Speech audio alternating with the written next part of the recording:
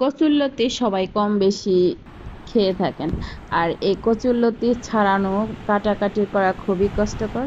সবাই এই কাটাকাটির ঝামেলার জন্য কচুরলতি খায় না। আবার অনেকে ভাজি করে একদম গলিয়ে ফেলে, যার জন্য খেতে ভালো লাগে না। আমি আজকে কচুরলতি রান্না করব। এই কচুরলতিটা আমার অনেক পছন্দের খাবার, তাই আজকে কচুরলতি কিনে এনেছি। কচুরলতিটা কাটাকাটি করে নিচ্ছি, একটু কষ্ট হয় আবার একটু সময়ও লাগে। আমি ঠিক এভাবেই কচুরলতিটা ছাড়িয়ে নিচ্ছি। উপরের চামড়াটা ফেলে দিতে হয়, না হয় খাওয়া যাবে না। অনেক সময় গলার মধ্যে চুলকানিও লাগে। আমার কাছে চুলকানি লাগে না। আমি মাঝে মাঝে লেবু দিয়েও খাই কচুরলতি। যেহেতু আমার এটা একটা পছন্দের খাবার, তাই মাঝে মাঝে এই কচুরলতিটা রান্না করে খাই।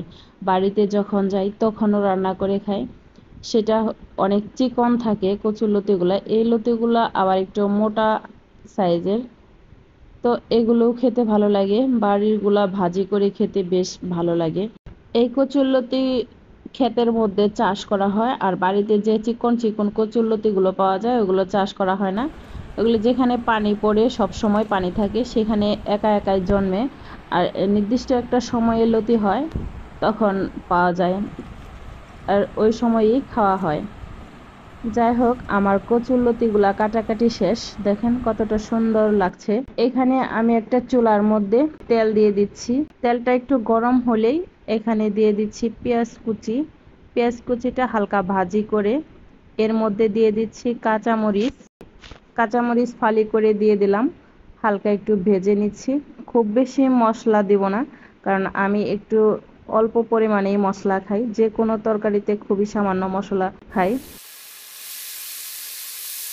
এখানে আমি দিয়ে দিচ্ছি হলুদের গুঁড়া, জিরার গুঁড়া আর ধনিয়া গুঁড়া, আর একটু সামান্য পরিমাণ দিয়ে দিচ্ছি শুকনা মরিচের গুঁড়া। স্বাদ মতো লবণ দিয়ে দিলাম।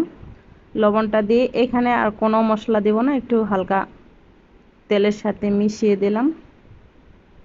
আর মশলাটা যাতে পুড়ে না যায়, এখনই আমি এখানে চিংড়ি মাছ ধুয়ে রেখেছি, চিংড়ি মাছটাও দিয়ে একটু ভেজে নিচ্ছি। চিংড়ি মাছটা যেহেতু ভাজতে বেশি একটা সময় লাগে না, তাই হালকা একটু নাড়াচাড়া করে এর মধ্যে দিয়ে দেব কচুরলতি। চিংড়ি মাছ খুব তাড়াতাড়ি সিদ্ধ হয়ে যায়। একটু ভাজি করেই এই যে কচুরলতিটাও ধুয়ে রেখেছি, এই কচুরলতিটাও দিয়ে দিলাম। হালকা নাড়াচাড়া করে মশলাটা কচুরলতির সঙ্গে মিশিয়ে দিচ্ছি।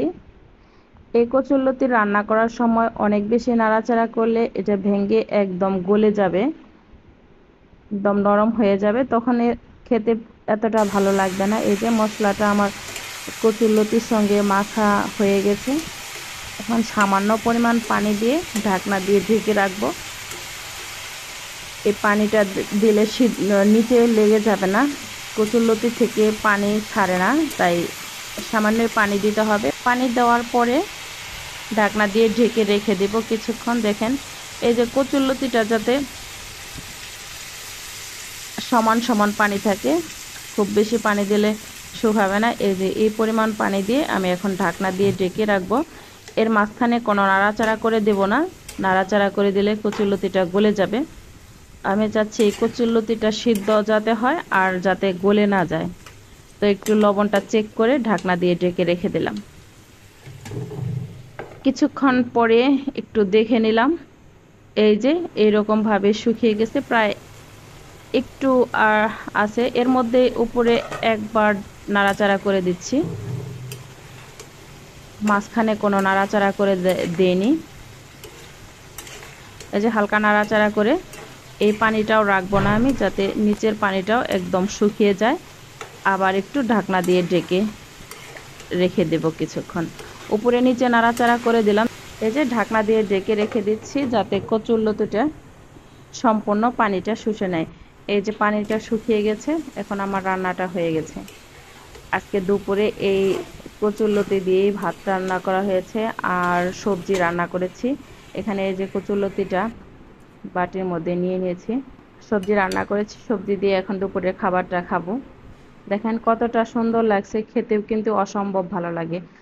আপনাদের কাছে ছোট্ট একটা রিকোয়েস্ট, যারা আমার ভিডিওটা দেখছেন, যারা চ্যানেলটা সাবস্ক্রাইব করেননি, প্লিজ আমার চ্যানেলটা সাবস্ক্রাইব করে দিবেন। সবাই ভালো থাকবেন, সুস্থ থাকবেন। আবার দেখা হবে নতুন কোনো ভিডিওতে। আল্লাহ হাফেজ।